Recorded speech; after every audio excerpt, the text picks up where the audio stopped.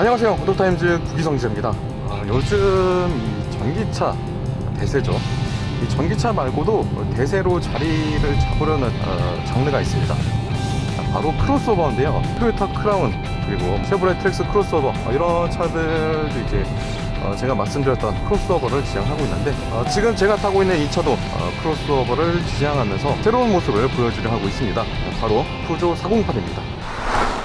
네, 푸조 408. 일단 그 옛날에 릭 베송 감독의 영화 택시 보신 분들은 아실 거예요.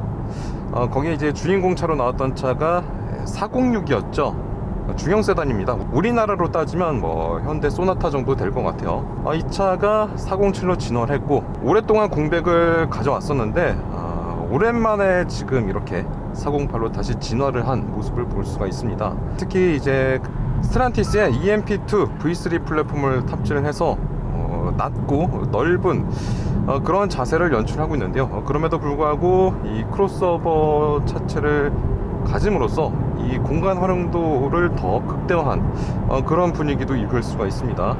그리고 이 푸조 하면 요즘 디자인을 얘기를 안 할 수가 없어요. 특히 이 송곳니, 사자의 송곳니를 형상화한 헤드램프, 그리고 부채꼴 모양으로 기하학적으로 전개된 라디에이터 그릴, 이런 것들을 어김없이 반영을 했는데요. 뭔가 이 디지털화를 이 외관 디자인에서 강조를 하는 그런 이미지도 읽혀지고요. 그리고 이 푸조 하면은 그 사자의 정체성을 이제 지니고 있는데, 그런 것들이 이제 시각적으로도 충분히 보여주는 그런 프런트 디자인이 아닌가 싶습니다.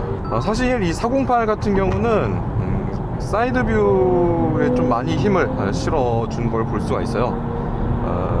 크로스오버다 보니까 지상고를 살짝 높이고, 그리고 세단인 듯 아닌 듯 그런 어떻게 보면 이제 패스트백 스타일을 이제 지니게 되는데, 독특한 건 이 세단과 SUV를 이제 융합을 했다곤 하는데 클래딩까지 이제 챙기면서 앞뒤 바퀴라던가 차체 전반적인 하단 부분에 이제 이 클래딩을 두름으로써 뭔가 이 오프로드 성능도 기대할 수 있게끔 하는 그런 디자인 처리를 볼 수가 있습니다. 사실 이런 차 가지고 이제 오프로드 가시는 분은 거의 없으시겠죠. 하지만 뭔가 이 SUV의 어떤 그런 공간 활용도라던가 또 강인함, 이런 것들을 이제 엿볼 수 있는 그런 부분이기 때문에 확실히 이 세단보다는 좀 더 수요가 커질 것 같다, 이런 생각도 들거든요. 사실 이 자동차 시장 전체적으로 봤을 때 이 세단보다 SUV로 흐름이 많이 옮겨져 왔고, 또 앞으로도 더 SUV로 향할 예정이기 때문에 이런 차들이 앞으로도 많이 나올 것 같습니다. 혹시 몰라요, 우리나라의 소나타나 K5도 이런 스타일로 나올 수도 있을 것 같다는 그런 생각도 해보게 되네요. 사실 크로스오버 하면은 두 가지 차종을 적절히 섞어내는 그런 이제 자동차 장르라고 할 수 있는데, 예전엔 이제 SUV, 정통 SUV에서 도시명 SUV를 놓고 봤을 때 이 차들을 크로스오버라고 칭했거든요.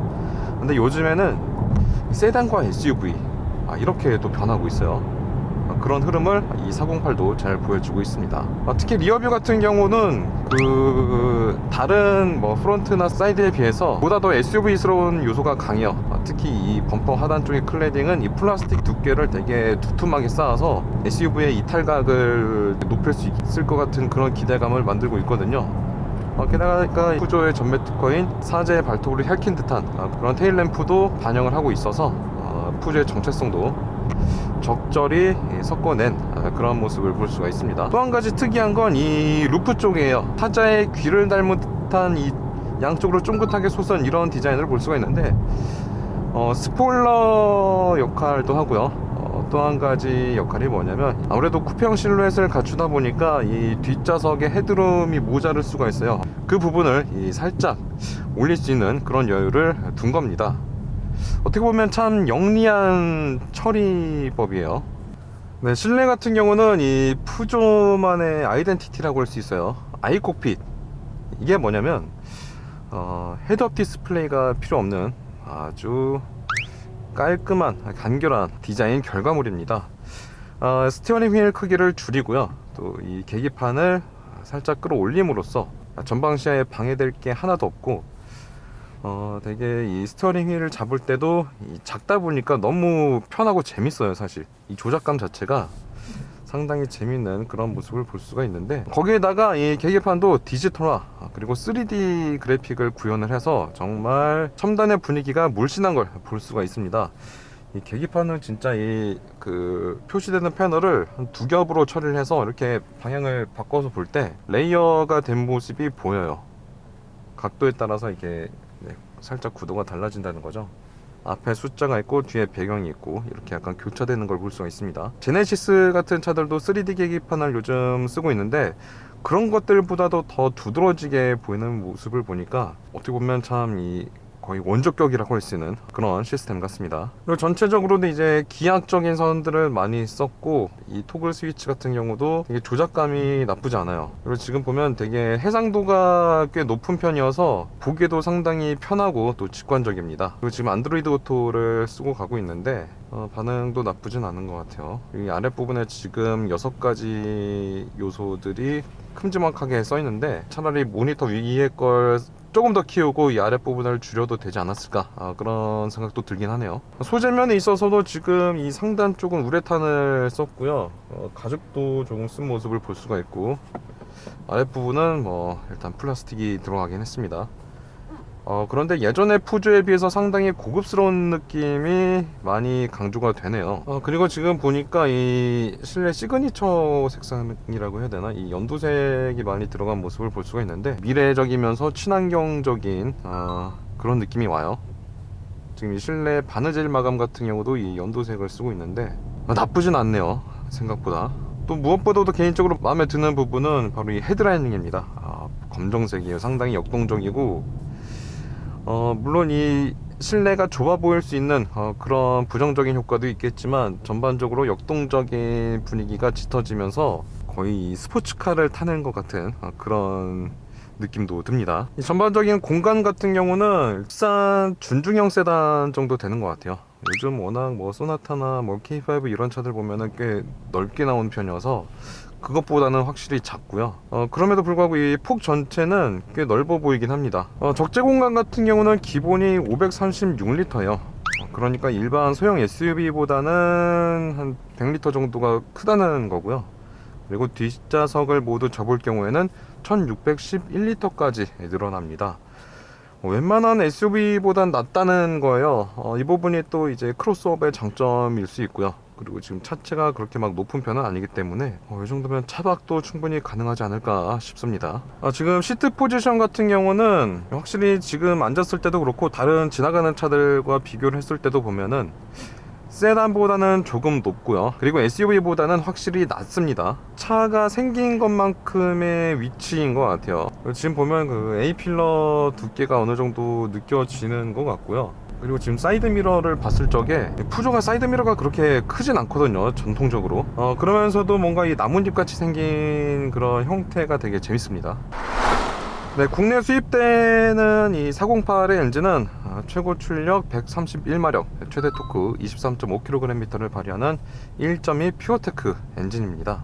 3기통인데다가 이 배기량 자체가 그렇게 크지 않다 보니까 이 질감 자체가 꽤 거친 느낌이 없지 않아 있는데요. 그럼에도 불구하고 이 엔진은 꽤 높은 완성도를 갖추고 있습니다. 바로 한 10여 년 전에 이 제너럴 모터스가 개발을 주도를 했던 엔진이거든요. 그래서 지금 이 408뿐만 아니라 푸조, 제너럴 모터스, 그리고 오펠 이런 차에도 많이 들어가는 엔진입니다. 그래서 우리나라에서 지금 인기를 끌고 있는 트랙스 크로스오버, 이 차도 거의 같은 엔진을 쓰고 있거든요.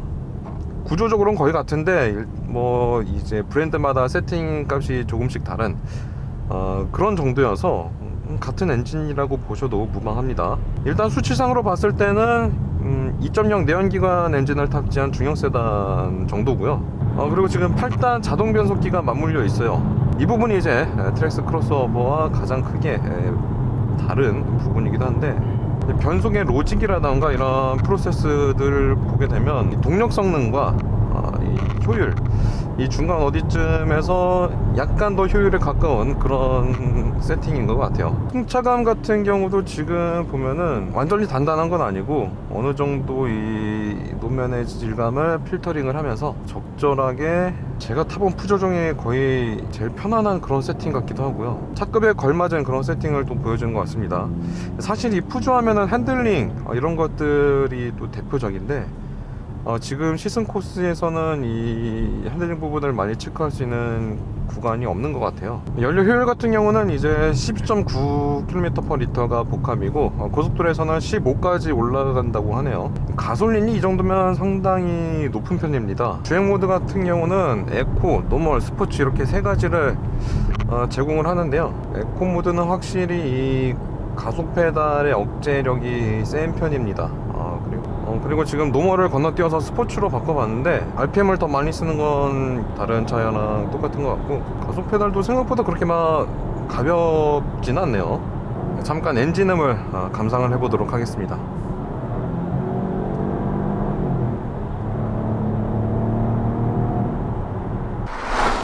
네, 이번엔 뒷자리에 앉아봤습니다. 지금 이 전체적인 공간은 꽤 넉넉해요. 생각보다.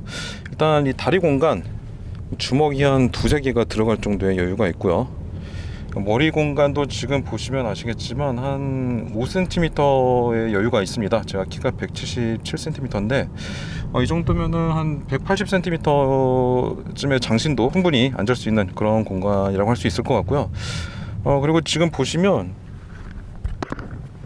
여기에 아이소픽스용 지퍼가 있는데 이걸 이제 지퍼를 쭉 당겨서 이쪽에 이제 카시트를 고정할 수 있게 되는 거죠. 근데 이게 이제 방향이 세로 방향이다 보니까 불편할 것 같습니다. 일단 이 부분은 살짝 아쉽네요. 그래도 전체적인 이 공간 면에 있어서는 패밀리카로도 충분히 활용이 가능할 것 같다는 생각이 듭니다. 네, 푸조 408 이렇게 또 짧게나마 타봤습니다. 사실 이 408 같은 경우는 되게 중요한 역할을 맡고 있거든요. 브랜드의 고급화를 앞장서서 알려야 하는 역할도 맡고 있고 또 이 크로스오버 장르를 개척하는 어떤 선봉장 이런 느낌도 있습니다. 무엇보다도 이 푸조 브랜드를 널리 알리고 또 이 고급스러운 그런 프리미엄 브랜드로서의 입지를 강조하는 그런 역할이 상당히 큰데 물론 이제 이 엔진 배경이 낮고 또 가격도 이제 4천만 원대 초중반에 이제 책정이 되어 있기 때문에 우리나라 소비자들이 어떻게 받아들일지는 모르겠어요. 그럼에도 불구하고 이 전반적인 감성 자체가 확실히 예전보다 많이 달라졌기 때문에 이 부분은 또 기대를 해볼 수 있을 것 같다는 생각이 듭니다. 지금까지 모터타임즈 구기성재였습니다.